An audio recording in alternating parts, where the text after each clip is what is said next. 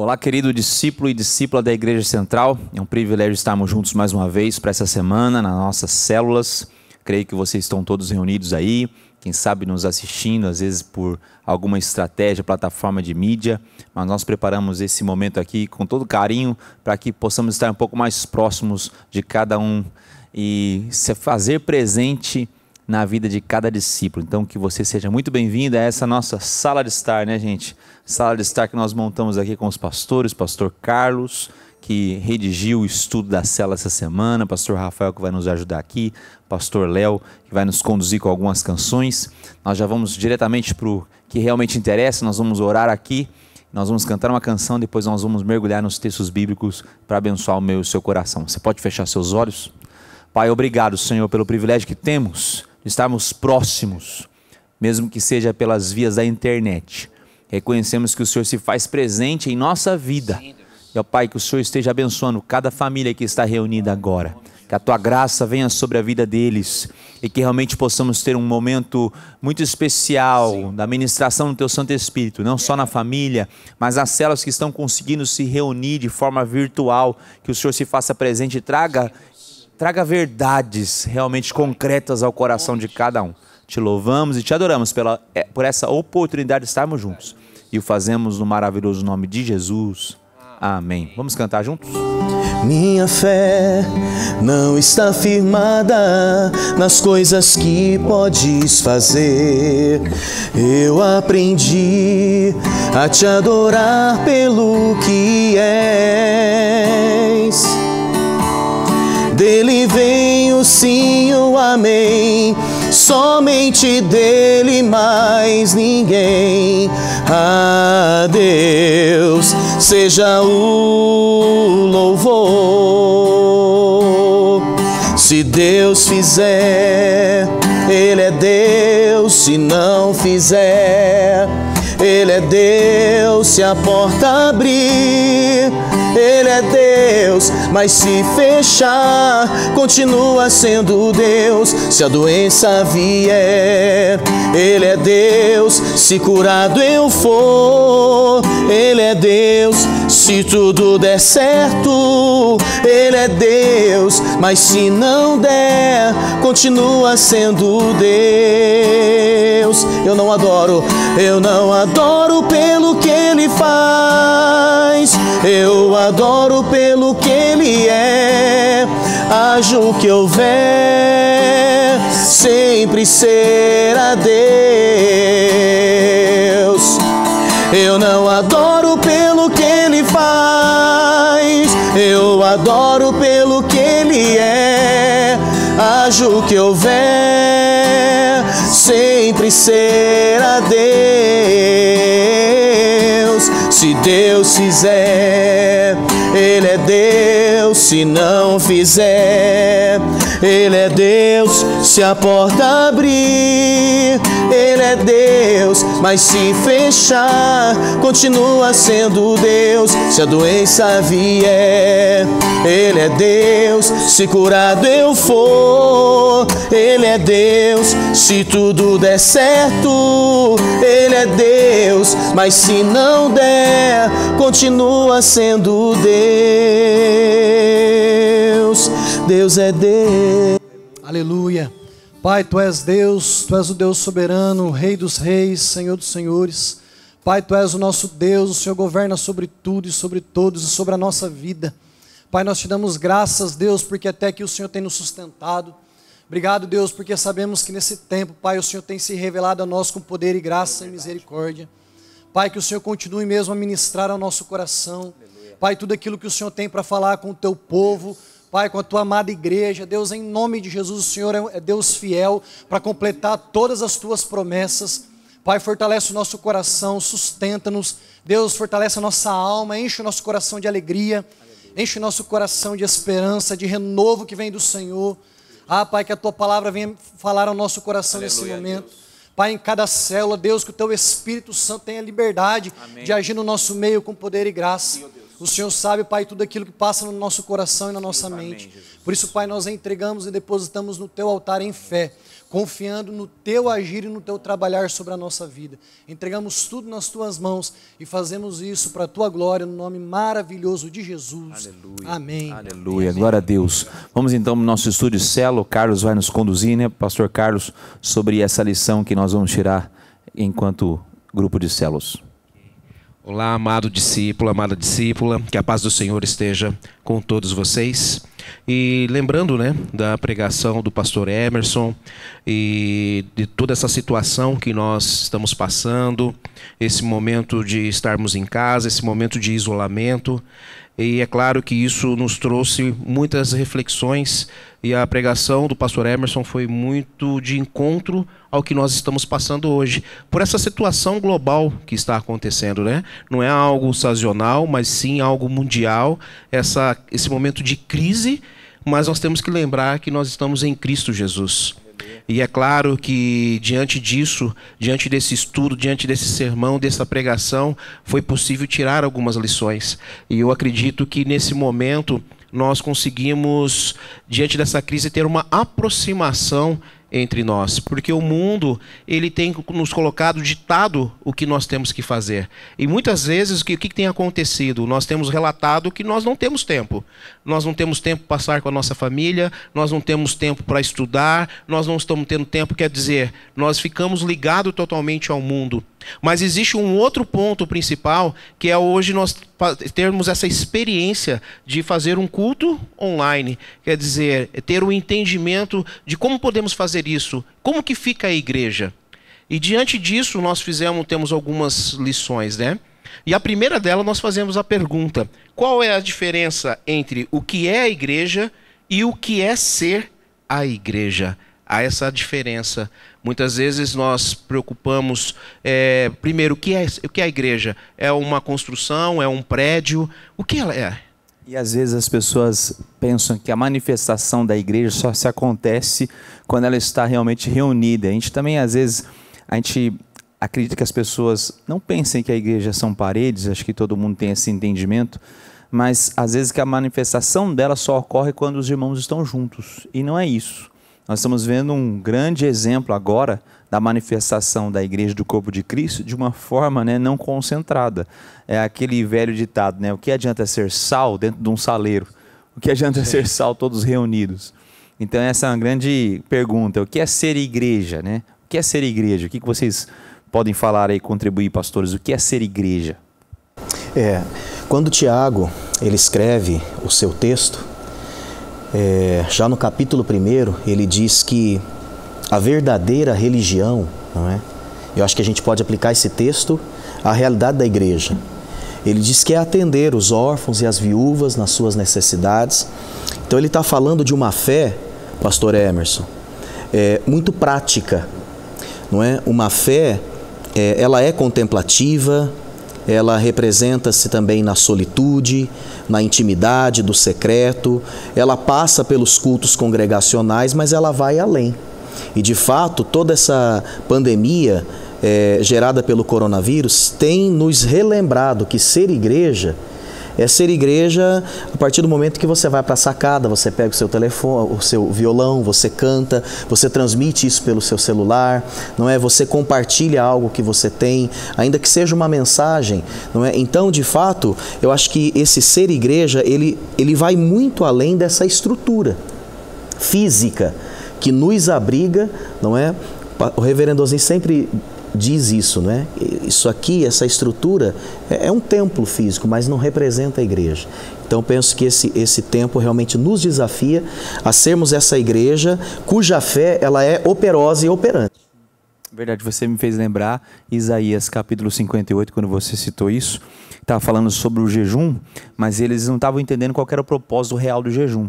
E ele, depois de discorrer, né, o profeta Isaías, ele ali no versículo 6, Isaías 58, ele fala: porventura não é este o jejum que escolhi? Ele começa a dizer que soltes as ligaduras da iniquidade, olha só, desfaça as ataduras da servidão, deixes livres os oprimidos e despedaces todo jugo. Porventura não é também que repartas o teu pão com o faminto e recolhas em casa os pobres e desabrigados? Se vires o nu, cubras, não te escondas do teu semelhante. Daí ele fala, então romperá a tua luz como a alva e a tua cura brotará sem detença. A tua justiça irá diante de ti e a glória do Senhor será a tua retaguarda. Então clamarás e o Senhor te responderá, gritarás por socorro e ele dirá, eis-me aqui. Se tirares do meio de ti o jugo, o dedo que ameaça, o falar injurioso e assim por diante. Ou seja, realmente ele mostra aqui o que é ser igreja. Através do jejum, claro que Isaías está falando nesse contexto, mas realmente a igreja ela se expande muito além das quatro paredes de um prédio, de um templo. Por isso que a gente fala, né, no primeiro ponto, que igreja não se resume a um templo. E o próprio Senhor Jesus fala em Mateus capítulo 2, falando de uma questão, discutindo com os religiosos, ele fala... Isso, Mateus capítulo 12, exatamente. Exato, Mateus 12, 6 fala, aqui está quem é maior que o templo. Jesus é maior do que tudo isso. E o ser igreja em casa, né? Acho que esse é o nosso maior desafio. O pastor Carlos começou este estudo trazendo esse desafio para todos nós. A gente alega que não tem tempo. Até para nós, pastores. Não é? Se a gente não se policiar, a gente só lê a Bíblia para preparar um sermão. A gente só ora no momento de uma refeição. Claro que eu estou aqui generalizando, mas se nós não vigiarmos, de fato, a tendência é sermos igreja apenas nesse momento do culto congregacional, quando estamos aqui reunidos. Até porque ser igreja aqui é mais fácil, né?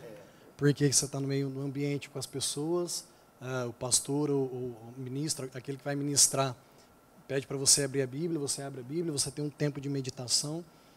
Os louvores, as canções, você abraça o irmão, não é? Naquele momento, enfim, o ministério de louvor, tudo, nos envolve com tudo isso, mas o ser igreja em casa, ser igreja com a família, acho que é aí que está o grande desafio nosso. E eu acho que aí é uma grande oportunidade para a gente cumprir o que a reforma veio nos proporcionar, o sacerdócio de todos os santos, né? Na sua casa agora, você tem a oportunidade de realmente desenvolver a sua liderança, né? Sacerdotal, por que não? De levar a sua família ao altar do Senhor, em adoração, em contrição, em oração, jejum, em alegria, regozijo também. Esse momento, né, é um momento também de nos alegrarmos, porque nós temos a presença dos nossos queridos ao nosso lado e a presença de Deus Todo-Poderosa, né? Pastor Carlos, próximo ponto, tem aí já no jeito? Temos dando uma continuidade, né? Porque nós estamos falando do distanciamento social. E aí a outra pergunta, qual a importância de viver-se em comunidade? Levando em consideração Romanos, texto de Romanos, capítulo 12, versículos de número 4 e 5. Exato, esse texto aí vai falar sobre somos um só corpo. Isso. Somos membros de um só corpo, né? Então, a ideia aí, como célula, é entendermos que precisamos uns dos outros. Eu acho que esse afastamento, e geralmente a gente valoriza as coisas quando perdemos, né?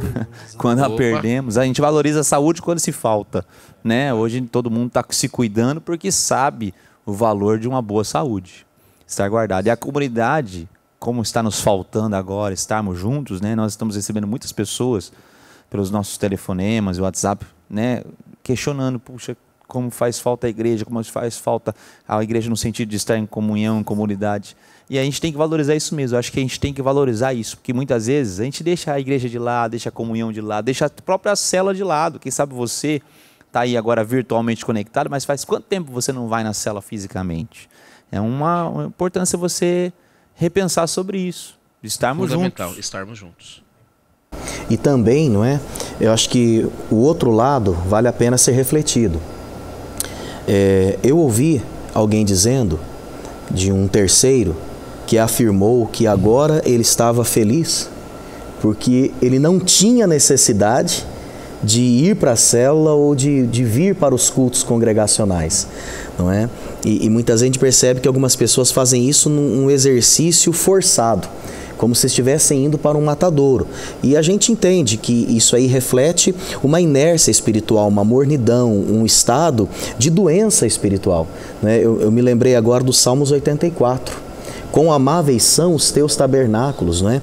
Então eu acho que quando nos falta esse amor, esse desejo de estarmos juntos, esse sentimento de interdependência, de fato nós estamos doentes, emocional e espiritualmente. Então, se essa é a realidade de alguns de nós, que o Senhor tenha misericórdia, que esse seja um momento para nós orarmos, pedindo por um reavivamento espiritual e que volte a queimar dentro de nós esse amor para com Deus e para com a comunhão dos santos, né? Verdade.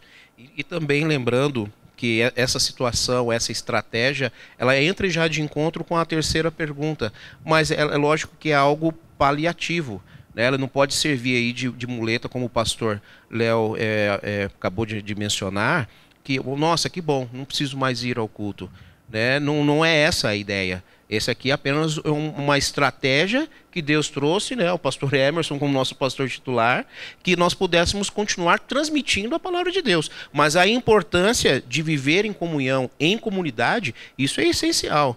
Isso nós lemos na Bíblia, a todo momento, Jesus ressaltando a importância de viver em comunhão. E a terceira pergunta, então, é: diante do distanciamento social, como podemos viver em união com os outros? Porque hoje nós estamos afastados, mas como? De que maneira? Quais são as estratégias que nós temos? Ao meu ver, não sei se os pastores concordam, ao meu ver, eu acho que Deus tem nos ensinado a vivermos em comunidade, em comunhão, com aqueles que nós mais vivenciamos, que é com a nossa família direta, né? Com a sua esposa, com o seu esposo, com seus filhos. Tem tantas pessoas que têm dificuldade de viver a comunhão dentro de casa, dentro do lar, que já se perdeu muito isso. A gente fala nesse texto, nesse sermão, que quem sabe no final disso tudo nós vamos reaprender a valorizar a mesa do jantar, a mesa do almoço, reaprender a brincar com os filhos, reaprender a dialogar com a esposa e com o esposo, com o cônjuge, reaprender a viver a unidade. Eu acho que quando tivermos unidade dentro dos nossos lares, realmente vamos saber o que é comunidade fora deles.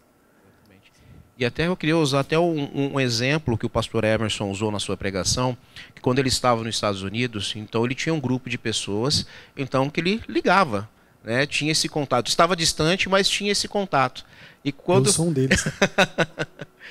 E aí quando voltou ao Brasil, falou, agora vai ser diferente, a gente vai conseguir ter esse contato. Ter mais tempo. Vai ter mais tempo. Ilusão. Não aconteceu, né? Porque a gente sabe, novamente, conforme a introdução, o mundo tem colocado essa situação para a gente. E eu acredito que todo esse momento que nós estamos vivendo nos traz a uma reflexão, nos traz a refletir que talvez a gente, mesmo com tudo isso que nós temos passado, nós temos como ter uma comunhão um pouco maior com os nossos irmãos. Nós arrumamos algumas estratégias aqui, porque algumas coisas disseram, agora todo mundo vai ficar afastado e ninguém vai ter contato. Muito pelo contrário, nós estamos conseguindo com algumas estratégias ter esse contato. Ontem mesmo eu tive a reunião com os meus supervisores e os líderes e eu tive um momento muito agradável com eles, mesmo à distância. Mesmo à distância. E eu acredito que vocês tiveram essa mesma experiência, né? Então, quando nós vemos essa situação da comunidade, da comunhão, não haver esse isolamento, é claro que a gente sente falta do quê? Daquele abraço, aquela presença. Está aí algo interessante, que parece que o coronavírus veio para nos ensinar. Olha. O Covid-19 veio como um professor. Às vezes a gente acha que é só como inimigo, mas existem, aí a gente fala um pouquinho sobre isso, a dor tem um propósito. O propósito, em última instância, é que a gente saia aperfeiçoado disso tudo, né? Costuma-se dizer. Isso, C.S. Lewis fala isso, né?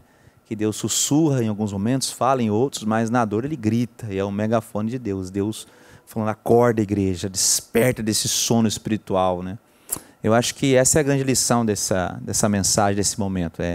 Entendemos que existem males que vêm por um propósito e Deus nunca deixa o mal vir por si só. Ele sempre traz o consolo. Né? Que é a nossa quarta pergunta. Podemos obter crescimento e consolo diante a dor? Aleluia. Glória a Deus, sim, né? Sim. Glória a Deus, aqueles que confessam Jesus podem dizer sim para o consolo do Senhor, e é isso que é interessante. O consolo é essa confiança, é esse descansar, é esse saber que Deus está cuidando de cada detalhe, por mais que os nossos olhos não possam ver, Deus tem cuidado de nós. Amém. Amém, gente? E Amém. A próxima música vai falar muito sobre isso. Verdade. Vamos deixar a música ministrar nosso coração, uma música especial que fala Deus cuida de mim. Vamos cantar juntos. Preciso aprender um pouco aqui, eu preciso aprender um pouco ali. Eu preciso aprender mais de Deus, porque Ele é quem cuida de mim. Se uma porta se fecha aqui, outras portas se abrem ali. Eu preciso aprender mais de Deus, porque Ele é quem cuida de mim. Deus cuida de mim. Oh, oh, oh. Deus cuida de mim. À sombra das suas asas, Deus cuida de mim. Eu amo a sua casa e não ando sozinho, não estou sozinho, pois sei, Deus cuida de mim. Se na vida não tem direção, é preciso tomar decisão. Eu sei que existe alguém que me ama, Ele quer me dar a mão. Se uma porta se fecha aqui, outras portas se abrem ali. Eu preciso aprender mais de Deus, porque Ele é quem cuida de mim. Deus cuida, e Deus cuida de mim. Deus cuida de mim. À sombra das suas asas, Deus cuida de mim. Eu amo a sua casa e não ando sozinho, não estou sozinho, pois sei, Deus cuida de mim. Deus cuida de mim. À sombra das suas asas, Deus cuida de mim. Eu amo a sua casa e não ando sozinho, não estou sozinho, pois sei, Deus cuida de mim. Aleluia, aleluia. Vamos orar. Pedir para o pastor Carlos fazer essa oração. Você na sua casa, você com seus discípulos, com a sua família. Vamos orar juntos agora. Sim, querido Deus, Pai. Nós te louvamos, te bendizemos, Pai, e agradecemos, Senhor, pelos teus ensinamentos, pelos teus desígnios, pelo seu cuidado para com cada um de nós. Nós entendemos, Pai, que nada foge do teu controle e que nós estamos debaixo da tua destra, sendo guiados e direcionados. E diante de toda essa situação, Pai, que nós possamos a cada dia mais nos aproximarmos entre irmãos, mas principalmente estar mais próximo de Ti, buscando cada vez mais, tirando realmente o tempo, Senhor, das nossas devocionais, tirando nosso tempo a sós com Deus, e que possamos cada dia buscar essa intimidade, estreitando esse relacionamento, buscando essa intimidade genuína para contigo.